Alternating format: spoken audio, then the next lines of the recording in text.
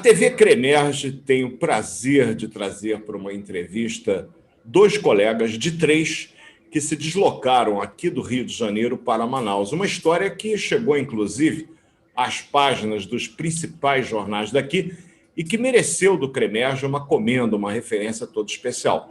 Eu me refiro ao doutor Eduardo Fernandes e ao doutor Pablo Surruti. Tá certo, Pablo, o teu nome? É Surruti? Tá certo. Tá certo, ótimo.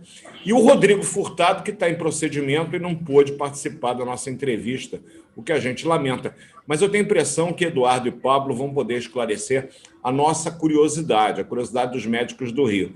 Primeira pergunta, eu vou fazer para o Eduardo, por uma questão da carteira de identidade, tá, Pablo? Até porque ele é teu preceptor. Eduardo, o que motivou esse grupo de cariocas, de colegas aqui do Rio, a sair em desabalada carreira para Manaus, no momento que lá eles estavam sem leitos para atender Covid, uma loucura que continua, infelizmente. Faltou oxigênio, um monte de coisa. O que levou esses colegas aqui do Rio de Janeiro a tentar correr para lá? Explica para a gente está curioso para saber. Bom, primeiro, boa tarde, doutor Silvio. Muito obrigado aí pela oportunidade, pelas palavras. Pois é, essa é uma história interessante, mas eu acho que eu, como qualquer outro médico desse país e talvez do mundo, está todo mundo muito sensibilizado com essa catástrofe e com esses óbitos. Então, acho que qualquer médico com seu dever de médico fica sensibilizado com essa situação que o mundo está passando. Essa ideia de ir para Manaus começou um dia, eu estava fazendo um transplante de madrugada, quando eu cheguei em casa, eu fui jantar, eu estava olhando as notícias e, de repente, eu vi uma notícia lá do Amazonas que pacientes estavam morrendo por falta de atendimento e que tiveram 2 pacientes que morreram lá com um abdômen agudo, um parecia que era uma apendicite.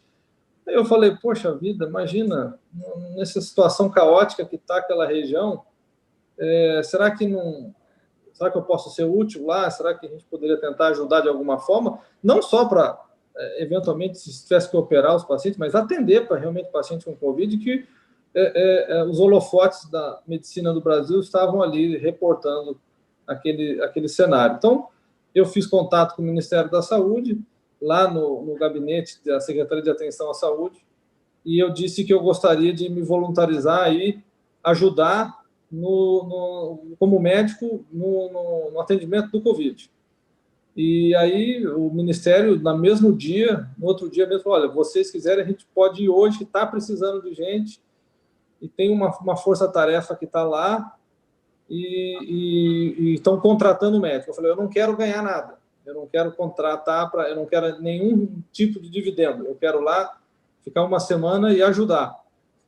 E aí eles gostaram da ideia e eu chamei a ideia que eu tinha era de inserir os nossos residentes, lá. Hoje eu coordeno 2 residências de cirurgia, tanto no Hospital São Lucas quanto no Hospital Adventista Silvestre, e a ideia que eu tinha era de inserir os residentes nisso, para eles formarem um grupo de médicos e que pudessem cada um passar uma semana, 10 dias lá e a gente tentar contribuir de alguma forma. Então, nós três, eu, o Pablo e o Rodrigo, que não está aqui conosco agora, nós formamos esse primeiro grupo e fomos lá para Manaus e lá com o grupo da Secretaria de Saúde, do Ministério da Saúde, fomos lá para ajudar no que era preciso. Então, essa era como nasceu a ideia de ir para lá, Silvio.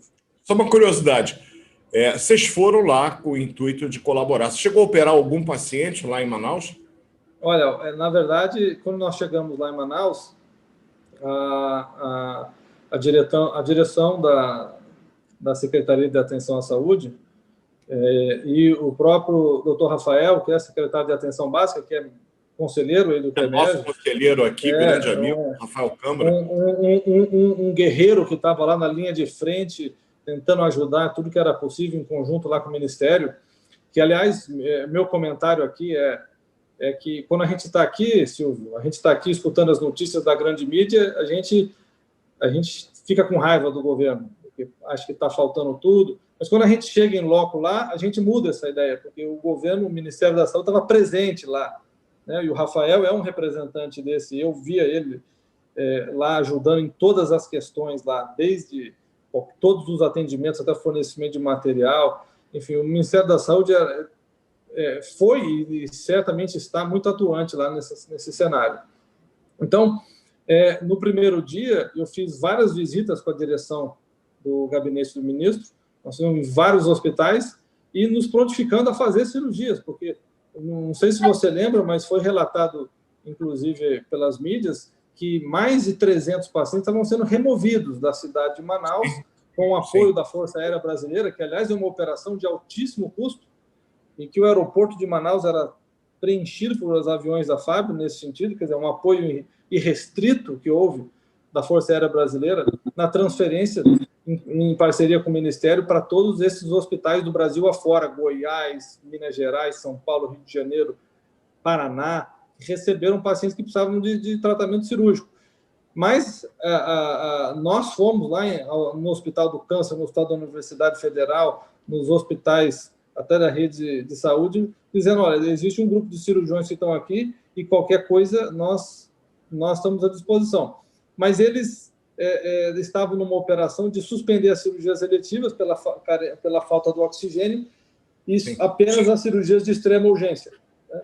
E a gente se voluntarizou para fazer essas cirurgias. Mas como tinha um monte de problema logístico para isso, e a gente acabou ficando só no atendimento clínico mesmo dos pacientes com Covid. Deixa eu fazer uma pergunta para o Pablo, inseri-lo na nossa entrevista.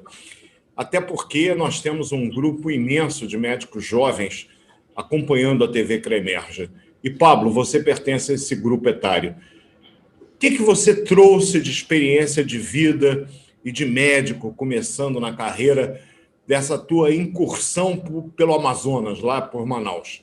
O que você aprendeu, o que você trouxe, digamos, de experiência vivida lá? Olha, boa tarde a todos.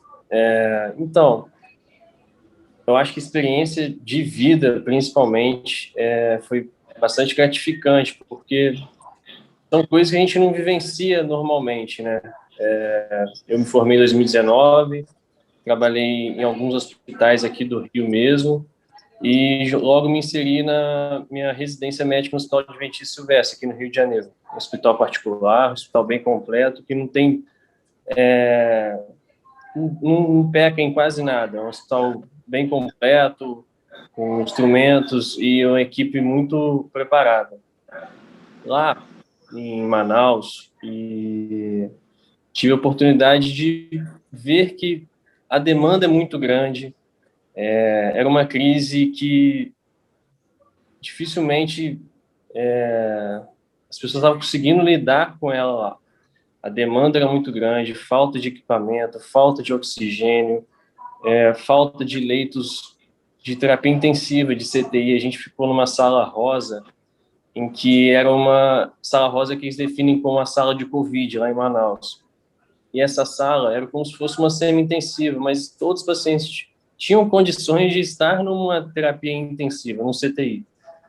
Só que não tinha leito para essas pessoas. Então, assim, a gente demandava da forma que podia para cuidar desses pacientes. Pacientes que deveriam estar todos monitorizados, todos com uma PAM, mas faltavam esses equipamentos. Tinha paciente que tinha que dividir esfígado, tinha paciente que tinha que dividir monitor.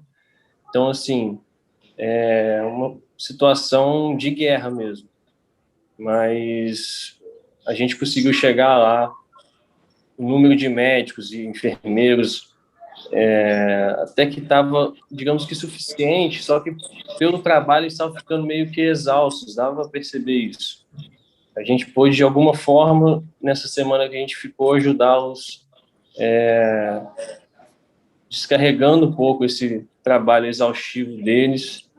E a gente viu umas coisas legais também, além do Ministério estar muito atuante lá no hospital, a gente viu umas doações de ONGs, chegando oxigênio, chegando BIPAPs no hospital. A gente ficou num dos hospitais que era o principal hospital lá, que era o 28 de agosto. E lá era onde chegavam o maior número de pacientes. Então, assim, o que eu levo disso para mim, acho que a gente tem que ser muito grato ao que a gente tem aqui, por exemplo, no estado do Rio de Janeiro. Óbvio que tem algumas situações que a gente vivencia, que são precárias, mas, infelizmente, Manaus está vivendo uma situação bem delicada. Vamos ver se no futuro a gente consegue melhorar isso em breve. Mas, Pablo, eu posso te garantir uma coisa. Estou formado há um pouquinho mais de tempo que você. Eu saí da FRJ em 81 e entrei nos servidores em 82.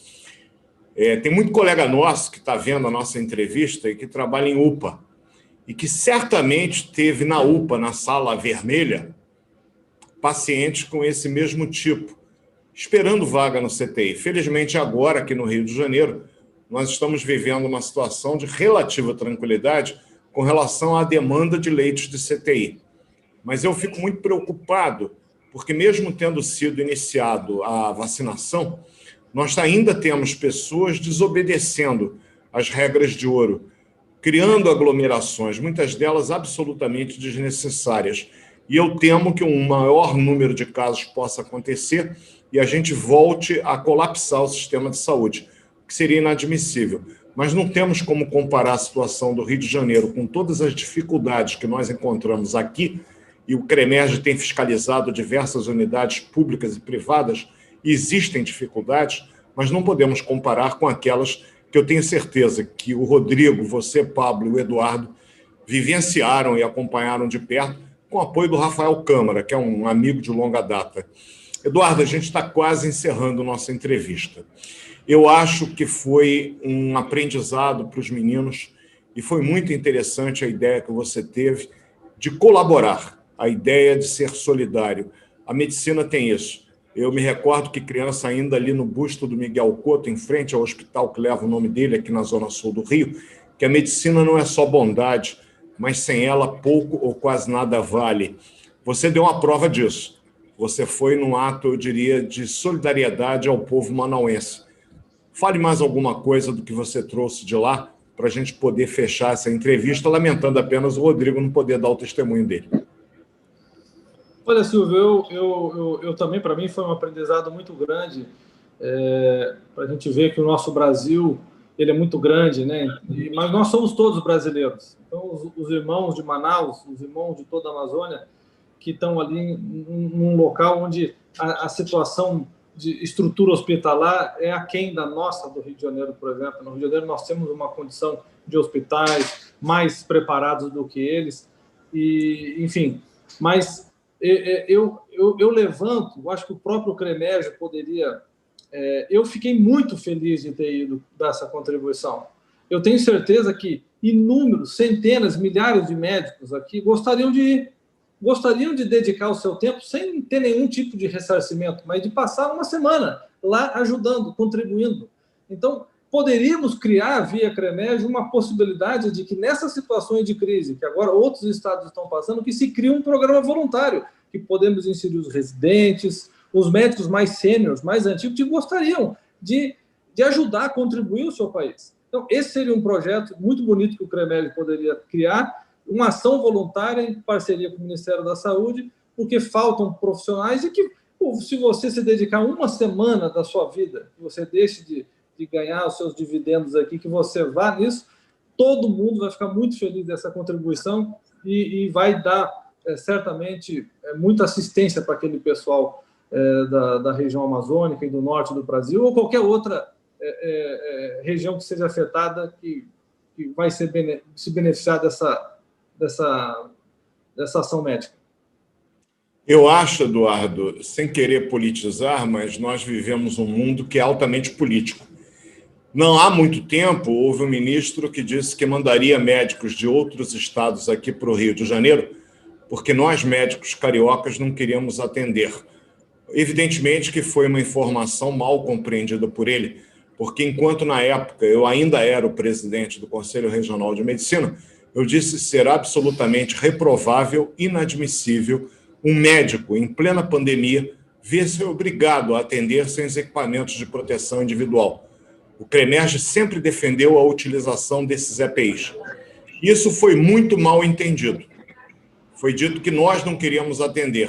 E agora médicos cariocas, desprendidamente, graciosamente, sem qualquer remuneração, deixam o seu estado e vão até o outro lado do país, salvo erro, são mais de 4.000 quilômetros de distância, para prestar solidariedade à população, para dar a mão aos colegas de lá.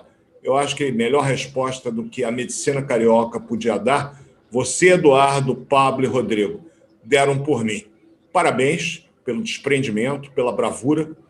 E, mais uma vez, o CREMERGE agradece a vocês terem feito o que fizeram e terem se disponibilizado a se fazer ouvir aqui pela nossa TV CREMERGE.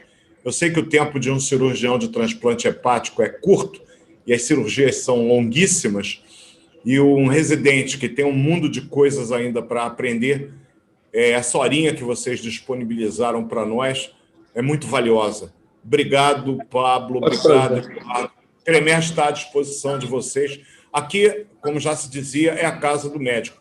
A diferença é que a gente agora escancarou a porta exatamente para que vocês possam entrar aqui, e a gente está sempre aberto às conversas. E agradeço vocês terem participado. Sucesso. Muito obrigado. Um forte abraço.